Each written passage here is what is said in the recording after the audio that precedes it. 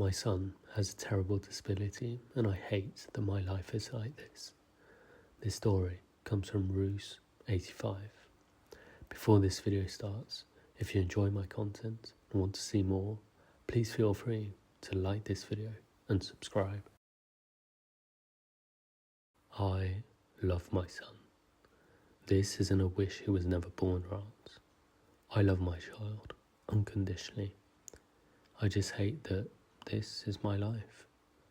My son is a wonderful, funny boy with a zest for life that radiates from his eyes. He didn't ask for this as much as I didn't. If anything, I blame myself for my son's problems. He's only 6, and if things are bad now, it terrifies me to think what it's going to be like for him when he gets older. Everything about his existence is heartbreaking, and as his mother, I get front row seats to every tear he hides, every moment he feels small, and every time the world turns its back on the incredible person I know he is. Before my son was born, we were a God-fearing, church-going family. My son's disability wasn't prominent until he reached 5, and when it became difficult to hide, the church asked us to leave because they thought my son was an abomination to God. It was in that moment I knew my life would never be the same. Their rejection crushed me, not just because they turned their backs on us, but because they took with them the community I thought would stand by us. The biggest betrayal came at the hands of my husband. He was never subtle about his feelings towards our son.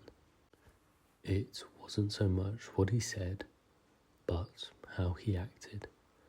The way he avoided eye contact, the size of frustration, the way he distanced himself from us. The resentment in his eyes said more than words ever could. Over time, it became clear that to him or his son, it wasn't just a challenge, he was a burden. It started gradually with my husband. He began working late more often, always claiming he had extra projects or last-minute meetings. At first, I believed him, thinking he needed space to cope with our son's struggles.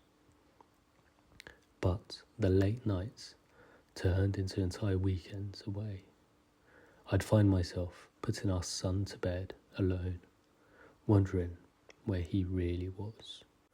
One evening, when he didn't come home until dawn, I finally confronted him. His response was cold and detached. He didn't deny the affair. He didn't apologize. He simply shrugged and said, "I can't do this anymore." That was a year ago. Marriages don't always work out. I get that, and I can get over it. But I was more heartbroken for my son, who keeps asking if his daddy is coming home, or if his daddy still loves him. My son's disability isn't something anyone can prepare for. Growing from his back is a twisted, grotesque remnant of what was once his twin, alive, speaking, and pure evil. We call him Eli. His face is distorted, with a crooked smile that seems like he is constantly sneering at you, and his eyes gleam with an unsettling intelligence. He whispers vile things into my son's ear, planting seeds of doubt to poison his mind. Eli is more than a burden. It's as if his very existence thrives on tormenting us both. As my son grows, so does Eli. What began as a small, unsettling presence on his back has now become something far more horrifying. Eli's body is expanding and his limbs pushing further out, with his face growing more defined and sinister. My son's posture has started to bend under the weight of him. Walking has become difficult, with each step a struggle as Eli clings tighter, growing heavier by the day. His whispers have grown louder too, more insistent, as if he only exists to taunt me and my son. Lying in bed, I was jolted awake by the sound of shuffling footsteps moving through the house. I thought for sure someone was breaking into the house. A sense of dread crept up my spine, and I quickly slipped out of bed, tiptoeing down the dimly lit hallway to my son's room. When I pushed the door open, I froze in horror. There he was, lying on the bed, his body pale and frail, barely hanging on to life. His chest rose and fell in shallow breaths, but what struck me most was the absence of Eli. The grotesque twin that had tormented us was nowhere to be found. I rushed to my son's side and cradled his body in my arms. Terror gripped me as I crouched beside my son. The house was unnervingly quiet until the sound of Eli clawing his fingernails into the floorboards as he dragged himself towards the bedroom sent shivers down my spine. Suddenly, there he was, emerging from the darkness of the hallway as his grotesque body moved towards us with an unnatural and predatory grace. With sickening fluidity, Eli began to meld back into Callum's back, their bodies merging in an abnormal union. My son gasped, his eyes wide with terror, and at that moment I knew this nightmare was far from over. As the weeks progressed, I noticed a change in Callum. It was as if he was losing control of himself, as his body got weaker. All the while, Eli was growing stronger. I awoke to the soft rustle of movement beside my bed. It took my eyes and my mind a moment to adjust and realise Callum was standing over me. It was dark, and all I could see was a vacant stare from my son's eyes that cut through the darkness. At first I thought he was sleepwalking. "Callum, you okay, honey?" I whispered, my voice thick with sleep. But something was wrong. He didn't respond. Slowly, his head turned towards me, and as he stepped into the faint light of the hallway and stared right through me, as an unsettling smile spread across his face. I sat up quickly and reached out to him, but he didn't move. Instead, I saw struggle in his eyes, the familiar, frightened look of my boy trapped beneath the surface as his body started convulsing. "Eli is in control now," the voice sneered, sending a chill through my bones. Callum's lips moved, but it was Eli speaking through him, twisting every word.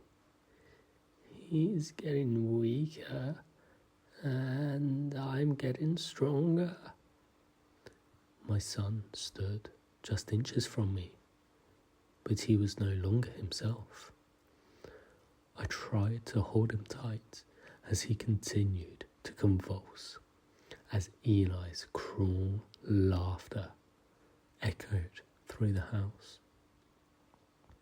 The next day, after a restless night, I tried to call my husband, but all I got was his answering machine. My hands trembled as I left a message for him to get to the house. As I hung up, I heard Callum's sweet, innocent voice calling out from his bedroom. My heart leapt with relief, hoping he was finally himself again. "Mum," he called softly.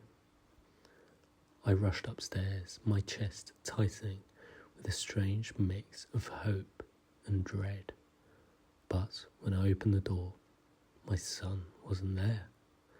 Instead, Eli lay sprawled on the bed with a wicked grin stretching across his face.